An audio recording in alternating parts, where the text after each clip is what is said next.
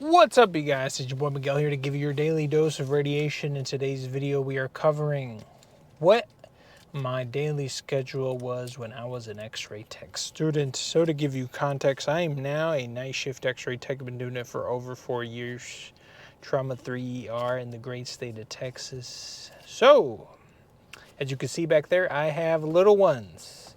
And yes, when I was going through the program, I had little kids as well. They were tiny.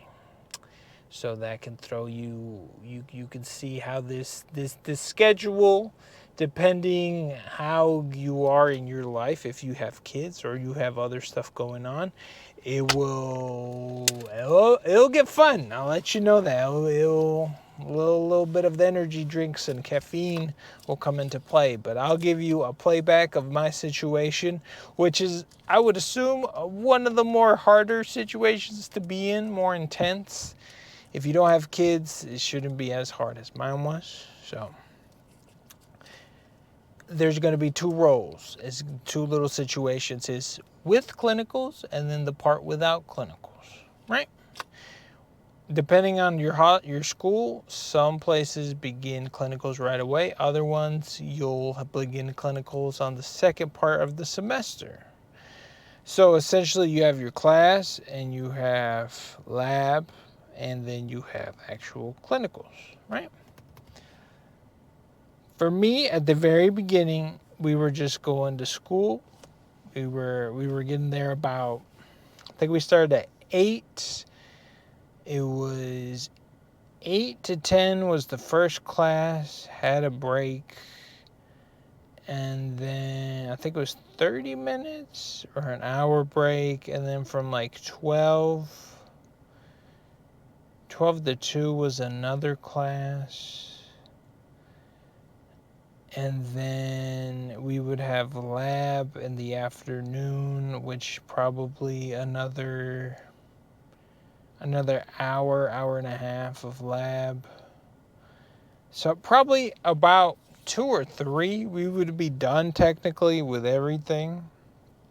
But then you could stay afterwards. Maybe you had questions for your teacher. Maybe you have to do checkoffs and you have to stay to do those. Or you would have exams, and exam days would change a bunch of your schedule up. Or you would be practicing positioning and you could be there probably till probably 5, 4, depending on when your teacher closed up the joint. Sometimes 6. All depends on the teachers and how long they would stay there. So, me personally, I would wake up probably 6 o'clock in the morning to drop off my little ones to daycare. And then I would head off to school. And then, go through school, stay a little bit after, because, Miguel, Team 75, not that smart. Had to study a little bit more harder than most people. Apparently I'm dyslexic. Learned it now when I was outside of school, when I graduated. So it makes sense now why I struggled.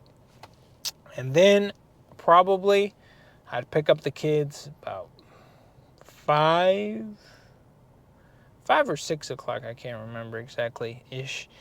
And then we would deal with them. And then probably 8 o'clock, they would be asleep. I would, shower, eat, do everything I had to do, dad stuff or whatever we had going on. It'd probably be 9 o'clock by the time I actually sat down, chilling with my energy drink, hit the textbooks. And the first semester, we deal with Bontrager, which is, the X-ray Bible, or Mary's is the other one. But anyways, that's your first, this positioning class, like the whole learning about that. And I think the other one was patient care, or it was like basic intro to radiology or whatever. And from essentially 9 all the way, at first it was 9 to 12, hit the books, studying, doing all that, maybe quizzes and the computer stuff, 9 to 12. And then Miguel quickly realized that was not enough time because I was not smart enough to acquire the knowledge in my pacing level. And then again, throw in a job into the mix, it just makes it more stressful. I luckily did not have to work while I was well, I worked for part of it, and then it became too hard, and then I had to pull back. I would work on the weekends. And then essentially it became Miguel starts studying and doing homework at 9. And then about 2 and 3 in the morning, we would go to sleep, depending on what was going on. Yeah, pretty late. And you would wake up once again about 6, not that many hours of sleep. We would run it for a few days like that. And then your body would essentially give up and crash because that's not a lot of sleep. But that helped. That's what I had to do to acquire my knowledge. There's other people who would literally go home, sleep. They would be in by midnight, by 10 o'clock. Some people are smart or more efficient. I don't know. They would not be struggling as much as I do. I had the little kids. Made it not that easy. Test days were quite interesting because essentially whatever you had else going on, you were just focused on that one test.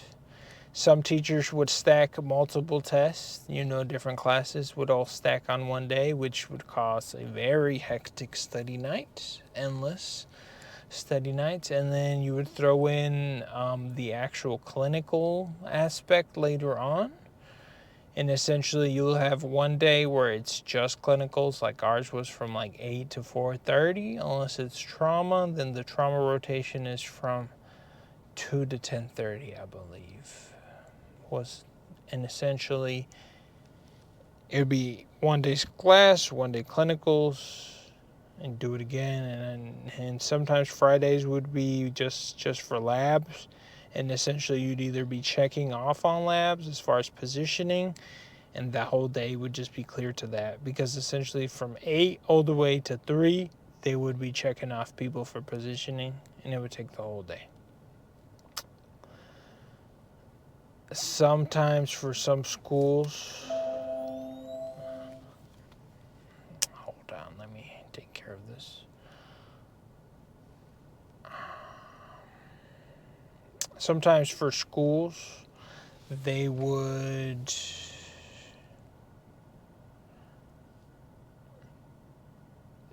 make you would go to class, at the first class, whichever one it was. You would have a test, and you would get out early because of the test, and it would give you a little extra window to go and have more time to study, or essentially you would have the rest of the day off, depending on how the other class was arranged or what else they had going on. Some places did it like that, but it would cause problems as far as like how you have to rearrange stuff. But essentially it stayed pretty scheduled, like maybe depending on how many classes, because there's certain semesters where you only had one class and it would just be a lot of lab.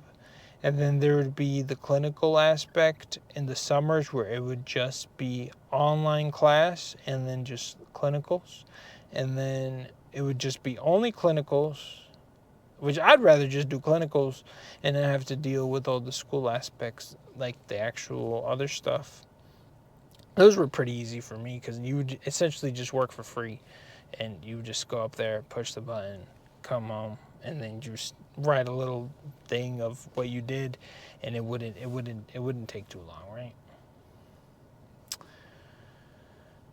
I would say by the end, when we had labs and we had clinicals and we had classes, Miguel was running about 1,200 milligrams of caffeine. It was getting pretty bad. Crackhead level, got a kidney stone towards the, graduation aspect of school. And Miguel was not sleeping a lot, but, here we are, Team 75. We made it. Miguel's probably the worst example to ask. But it got to the point because of the kids, because of trying to learn stuff. We were giving up so much sleep, and it was very, very chaotic. Even on the weekends, I would have to, deal with the kids, family, and then just be studying. Some weekends were literally more heavy on studying because of exams. Our school had quizzes, our school had essays, our school had projects. You throw in all those into the mix, your pacing level can depend on how long you procrastinate on those projects and on those essays. Some schools don't have essays, we did. I don't know why. And all that can cause cluster. I will let you know by the time you're done. It'll be worth it. I'm here chilling. And life is so much easier once you're done. If you don't believe me, there's a short down below. I'm looking a little chubby, but that is Miguel when he graduated school and started the job, and he will let you know how happy and how chill he was. I think I have like a little red shirt on and I'm chunky. So life is good now on this side. Way much easier. So if you're out there, appreciate your time. Go study, go do something. I'm just here educating you. And we'll see you in the next one.